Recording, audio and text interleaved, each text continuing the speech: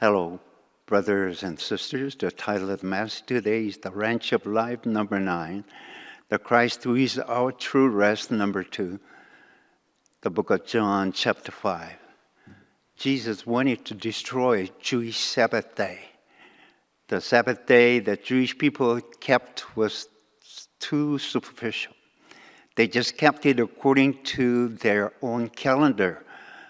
Even though they risked their life to keep the Sabbath day, but they didn't have the true rest in themselves. In the book of Hebrews, chapter 3 and 4, Joshua could not give them the true rest. And he said, you did not obey to God's order. You could not enter into the true rest. The time for the true rest is remaining. There is the true rest, not the Sabbath day keep according to the calendar, but there is a true Sabbath day. Jesus showed the true rest to the people who try to keep the Sabbath day, risking their life. They're just consolidators of superficial Sabbath day. Jesus said, as my Father works up until now, I work also. But it is somewhat arrogant statement before the senior people. He's just a 30-year-old young man. Let's just imagine before high priest, the holy scribes and Pharisees, how could he say such an arrogant statement? They must have been so upset. When they heard that, their blood suddenly was flowing backwards, I think. They might have become so furious. He was intentionally saying that. My Father is working, and why can't I work? This very statement of Jesus made those high priests and Pharisees gave him the death sentence, dying on the cross. Not only violating the Sabbath day, but he called God as his own Father, and he considered God as an equal being. This is not a simple or light issue. It is a very serious issue for Jewish society. You are not supposed to work from the time of sunset of Friday to the sunset of Saturday, according to the Jewish regulation. Some Christian people would say the same thing. I'm keeping the Sabbath day as they go to church on Sunday. So they are mixed up with Sunday and Sabbath day. They say that without knowing the true meaning of the Sabbath day.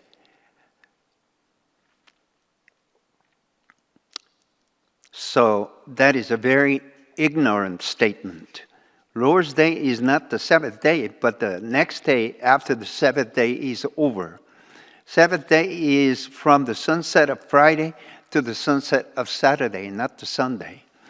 Therefore, the reason why God said, do not work on the Sabbath day is that I created everything in a perfect way and I became extremely satisfied.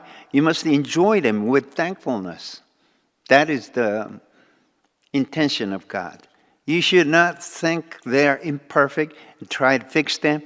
Do not think God had done something imperfect and try to add up something or fix something. Looking at Picasso's masterpiece and say, oh, he should have drawn higher nose. He should have the red color nose instead of the blue color nose. And add up some more color to the masterpiece. Then you will mess up his masterpiece. Picasso will become so furious. As he messed up his masterpiece, he would try to kill you with his knife. The reason why we cannot take a rest is that we cannot be fully satisfied with God's work. Looking at God's work and say, why did he make this in such a way? Why did God make that in such a way? And messed up the masterpiece of God, wouldn't he become so furious? Now let's look back our past. That we thought, I wish this kind of thing would be disappeared from my life. Why did God give me that kind of burden? And we thought God had done something wrong. I also thought like that. From my childhood, I had a poor health. Most people have something like prime time when they are young. But in my life, there's no prime time. I had a weak stomach. In Korea, we have a saying, when we are young, we even can digest stones. It's an exaggeration, but it has a meaning. But I always had indigestion. It was continued on through my life. So I complained against God. Why is God so unfair? Why does God mistreat me? I think I didn't commit great sin, but He gave me such a chronic disease and make me such kind of poor health lifetime. Tuberculosis, ulcer of stomach, so many difficult times. But I couldn't get the clear answer. I continued to have this complaining in myself toward God. Even after I believed in Jesus, even I myself became a pastor, even when I worked for a student mission, I could not get the clear answer. Eventually, I couldn't keep the true Sabbath in my life. Well, God knows everything in ourselves. There's nothing God doesn't know, whether God planned to do that or because of our own mistake, but I couldn't understand it clearly. This is that I couldn't keep the Sabbath day in the right way. And we can learn that all people are violating the Sabbath day. How can we know that? One day we learn the fact everything is extremely natural that God had prepared in my life. This was because God had this reason, and that was because God had that reason. We discovered that we had been disobeying to God. We discovered that we're rejecting that what God had given us.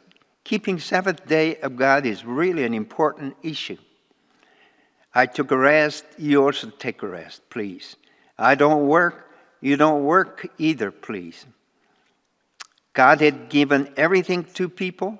God gave us something appropriate for us. Therefore, we have to turn thanks to God 100% and lead our life.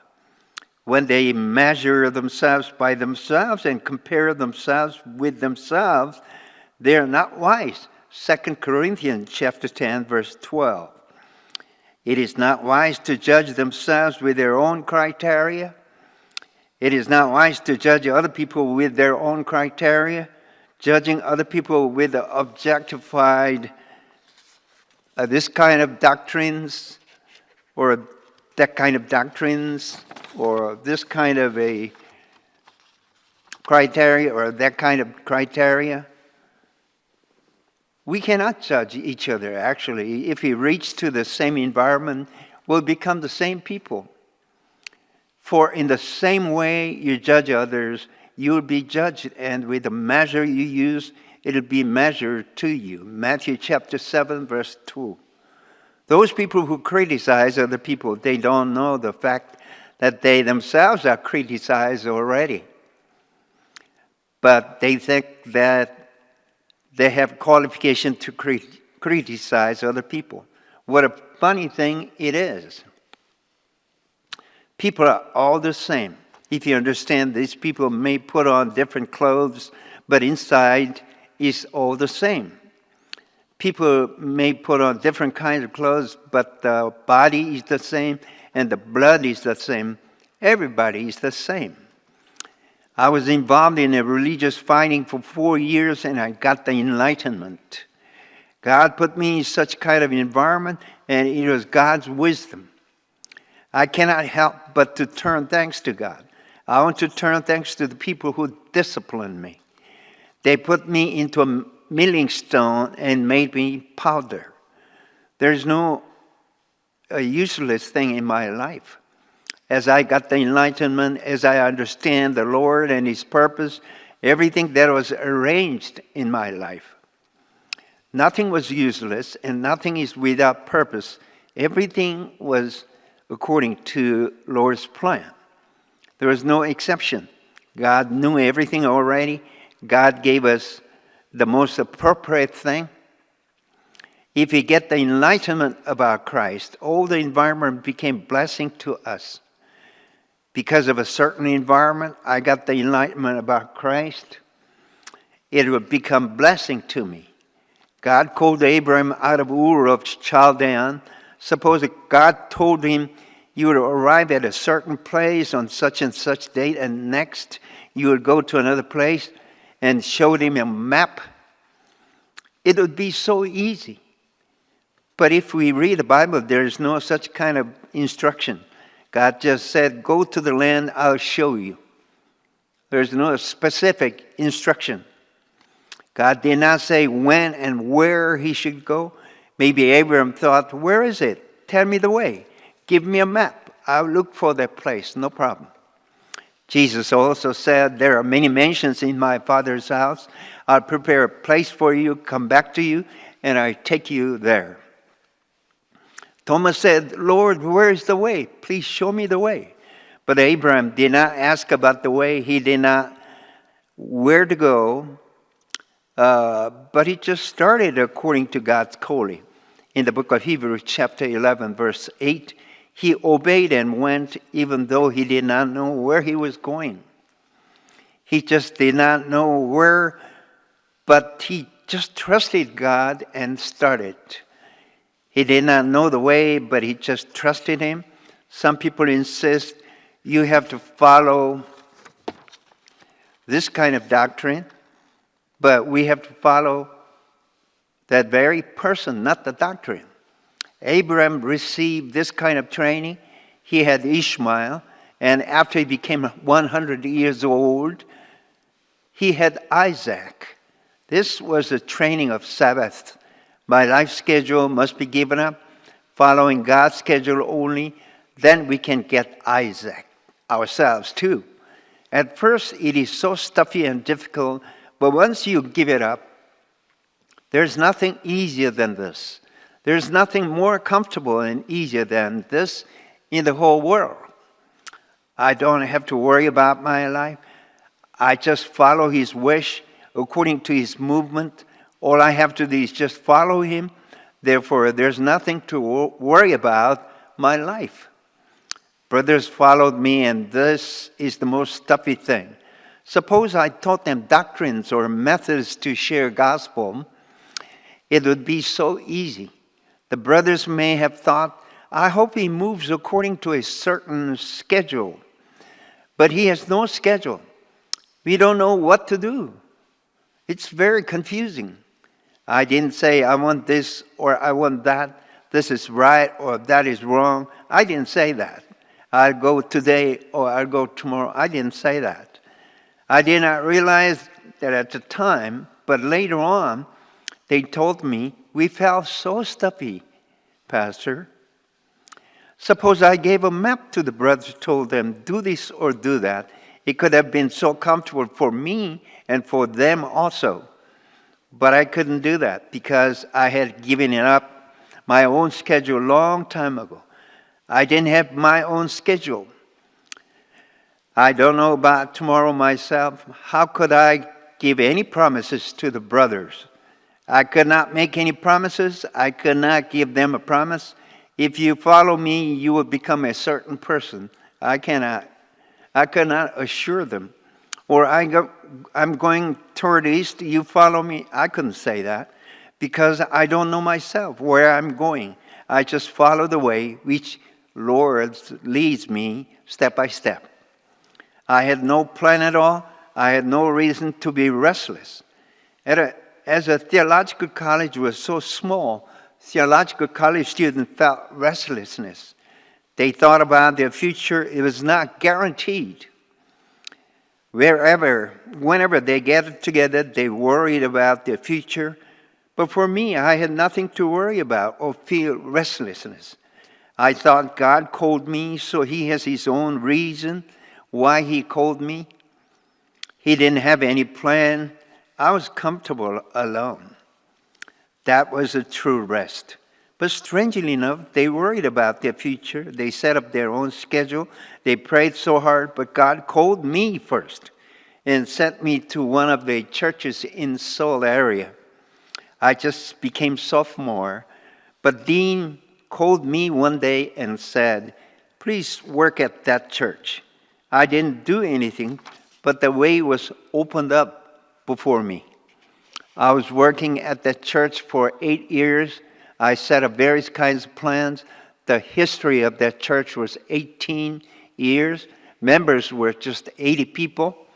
And there were some lady deacons, so powerful.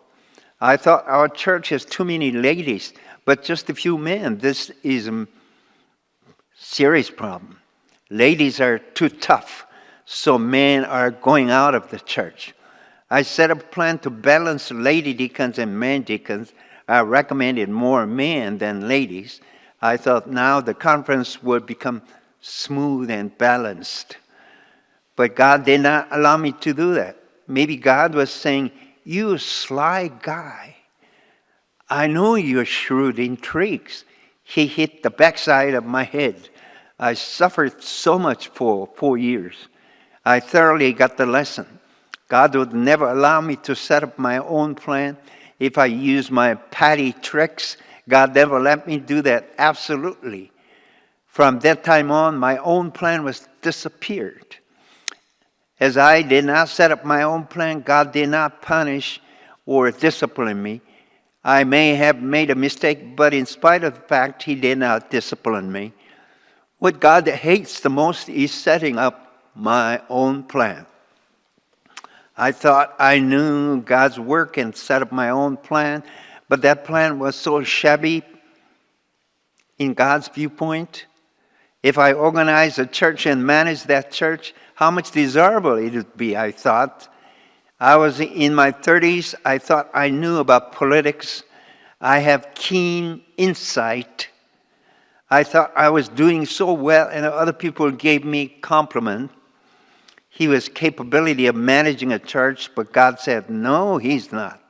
Other people gave me compliment, but God said, you headache. You received the calling from God, but why do you set up your own plan and intrigues? So I was beaten by God for 4 years, but I did not know God was beating me up. I was so foolish. People seem to be wise, but actually foolish. Suppose you are beaten by God, you must understand God's mind, but people are foolish and they don't understand. I was involved in a religious conflict for 4 long years in my denomination. God knew me so well, He did not allow me to go off even an inch away from the boundary line. It was a great grace. Suppose God did not protect me, I could have become a monster myself. What a great blessing that God whipped me and made me to come back to the right track. We need a plan in the world, yes, but it's different in the kingdom of God. People should not have any plan. People must move only according to God's plan. Jesus was such kind of man. Brothers of Jesus said, big brother, we think it is a good time and right time for you to go up to Jerusalem. When it is festival time, so many people will gather together in Jerusalem. You should not hide in the countryside. We think it's the right time for you to show yourself to the people, telling them you are Christ, the Messiah, the Son of God. Jesus said, your time is always prepared, but my time has not come yet. You always have a plan and set up your own time, but I don't set up my own plan and set up my own time. Jesus did not have His own time. He was a person who moves. If the column of fire and the column of cloud moves, but if the column of fire and column of cloud stops, He stops. He didn't move alone, whether it may be 10 days or 1 month. If we walk together with the Lord, everything becomes easy. I have not set up my own plan for a long time. My life became so easy and comfortable. If I planned myself, I could have become so complicated. As I did not set up any plan, I could enjoy the true rest. As a result, I was able to set up a perfect plan. God Himself set up a plan, so it was a perfect plan. The rest comes when I just follow God who is doing everything. If I don't have my own plan, I can follow God as He's working. But if I have my own schedule, I cannot follow Him. If a servant has his own plan, he cannot follow master's order. The servant doesn't know whether master will order to servant, you will go to New York, you will go to Washington, or you will go to Toronto. But he decided, I'll go to Rocky Mountain and enjoy skiing. Would it be proper? Early in the morning, as soon as he gets up, master orders, you go to Toronto. His plan will turn in vain. If the servant has no plan, he will be answering, yes, sir, right away. But if he planned all night, he will complain against his master. My master doesn't understand my mind. He's a cold-hearted man. I hate him. He's a self-centered man. He's worthless master. Why was I born as a servant? Did I do anything wrong in my former world? Now I suffer in the next world? He will ask so many questions himself. But it is quite natural for a master to give orders to his servant. If you don't want to complain against master, we should not set up plans for ourselves all night. If then, we don't need to be complaining against our master. Where does the true rest come from? The true rest came from Jesus, in Christ, in the Son. The true rest came. As Son was revealed, the time for harvest came, and the rest came after the harvest. We can get the rest after harvesting the work that God had already done. All I have to do is just harvest. We are busy just harvesting. God had done everything already. All I have to do is just harvest what God had worked already. Thank you. Hallelujah. May God bless every one of you. Thank you.